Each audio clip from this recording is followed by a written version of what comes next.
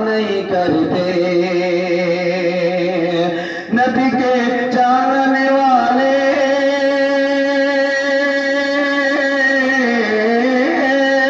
نبی کے جاننے والے کبھی ایسا نہیں کرتے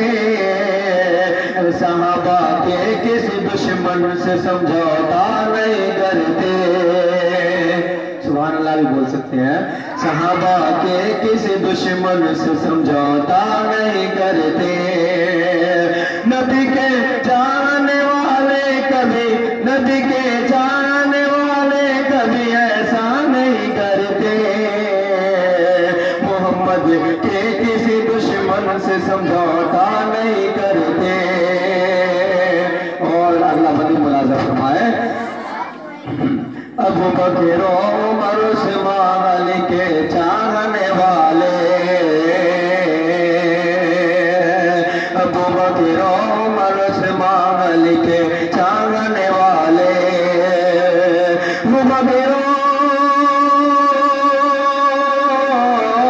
ابو بکر و عمر عثمان علی کے چاہنے والے کسی بھی حال میں کسی بھی حال میں ایمان کا سودا نہیں کرتے کسی بھی حال میں ایمان کا سودا نہیں کرتے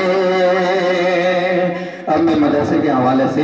جن کے بارے میں غلط فہمیاں اچھال رہے ہیں جو مدرسے دہشت گردوں کا اڈا ہے اور غلط چیزیں سکھائی جاتی ہیں تو میں مدرسے کے حوالے سے کچھ پیش کر رہا ہوں سماعت فرمائیں ہمارے مدرسوں کا تم